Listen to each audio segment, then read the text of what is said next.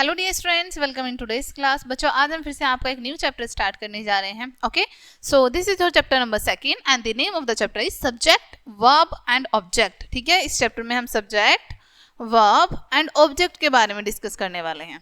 Okay, चलिए start करते हैं। ट्रांसलेशन करते समय एक भाषा लैंग्वेज का दूसरी भाषा में अनुवाद इस समझदारी के साथ किया जाता है कि बदलने वाली भाषा के व्याकरण के अनुसार कोई त्रुटि ना हो।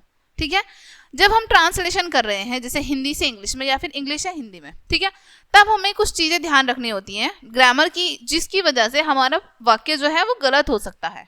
ठीक है, देखो फिर से पढ़ते हैं। ट्रांसलेट करते समय एक भाषा का दूसरी भाषा में अनुवाद इस समझदारी के साथ किया जाता है कि बदलने वाली भाषा के व्याकरण के अनुसार कोई त्रुटि ना हो, गलती ना हो। ठीक है, अब कैसे जानते हैं, ये कैसे आपको यहाँ पर बताया। जैसे हिंदी के कुछ वाक्य दिए हैं, उसके बाद अंग्रेजी के, हिंदी के वाक्य उसके बाद अंग्रेजी के वाक्य। ठीक है, इस तरीके से दिए हैं।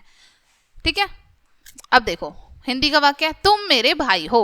ठीक है, सही वाक्य है, ये बिल्कुल करेक्ट है, शुद्ध वाक्य है, तुम मेरे भाई हो। यू माई ब्रदर इज, अब हमने ये बिल्कुल एज इट इज बना दिया, यू तुम का। ठीक है, तुमको इंग्लिश में कहते हैं यू, मेरे को माई, भाई को ब्रदर, और हो को हमने इज लगा दिया है ना।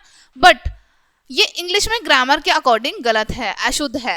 ठीक है, जब हम चेंज कर रहे हैं हिंदी से इंग्लिश में, उस ग्रामर के अकॉर्डिंग ये गलत है। ठीक है, अब देखो अंग्रेजी वाक्य, आई एम अ टीचर, शुद्ध वाक्य है, बनना क्या चाहिए, मैं एक टीचर हूं या मैं एक अध्यापक हूं। ठीक है, अब हमने कैसे बना दिया, आई का मैं, एम का हूं, आ का एक, टीचर का अध्यापक, मैं हूं एक अध्यापक। बट ये रोंग है, ये अशुद्ध वाक्य है। क्या होना चाहिए इसकी जगह पर, मैं एक अध्यापक हूं। ठीक है, तो यहाँ पर ये समझाया है आपको। ट्रांसलेशन में प्रयोग होने वाले शब्द, अब देखो आगे आपको ट्रांसलेशन में प्रयोग होने वाले शब्दों के बारे में बताया है। ठीक है, सबसे पहले सब्जेक्ट के बारे में, कर्ता के बारे में जानेंगे। सेंटेंस में जिस व्यक्ति के बारे में बात होती है वह सब्जेक्ट, कर्ता होता है। ठीक है, जैसे ही, राजन, अरुण, टाइगर आदि। ठीक है, सब्जेक्ट हमारे पूरे सेंटेंस में जिस बारे में बात हो रही है, ठीक है, पूरे सब्जेक्ट में जिस भी बारे में बात हो रही है, किसी भी व्यक्ति के बारे में हो रही हो, किसी काम के बारे में हो रही हो, ठीक है, तो वो क्या है, हमारा सब्जेक्ट। जैसे ही, वह, ठीक है, राजन, अरुण, टाइगर। और नेक्स्ट रह जाता है वर्ब। यह वाक्य का वह भाग होता है जो किसी कार्य के होने के विषय में बताता है। वर्ब से हमें क्या पता चलता है कि क्या काम हो रहा है। ठीक है, जैसे नाचना, कूदना, खेलना, घूमना, आना, जाना। ठीक है, इस तरीके से अंग्रेजी में वाक्यों में वर्ब प्राय कर्ता के बाद आती है। ठीक है, जब हम इंग्लिश में बनाते हैं सेंटेंसेस को, ठीक है, तब हमारे सब्जेक्ट के तुरंत बाद वर्ब आती है। ओके, देखिए जैसे यहाँ पर एग्जांपल आपको दिया है, Mohan reads a book. Mohan subject हो गया, रीड्स हमारी एक वर्ब है, अ बुक, मोहन क्या कर रहा है, किताब पढ़ रहा है। ठीक है, किताब पढ़ी मोहन ने। Sonia is a student, Sonia क्या है, सोनिया सब्जेक्ट है, इज हमारी वर्ब है, बट ये हमारी हेल्पिंग वर्ब है। Okay, is a student. Okay, उपरोक्त ऊपर के वाक्यों में रीड्स और इज क्रिया वर्ब हैं, ये दोनों वर्ब हैं हमारी, जो हमें कार्यों के होने के बारे में बता रही हैं। ओके, अब देखो लास्ट में हमारे आ जाते हैं ऑब्जेक्ट।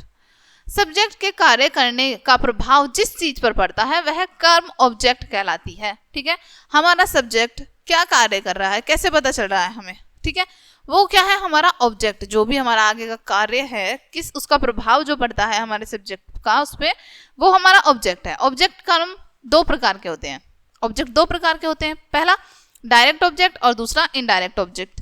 डायरेक्ट ऑब्जेक्ट में क्या होता है, नॉन लिविंग ऑब्जेक्ट आते हैं।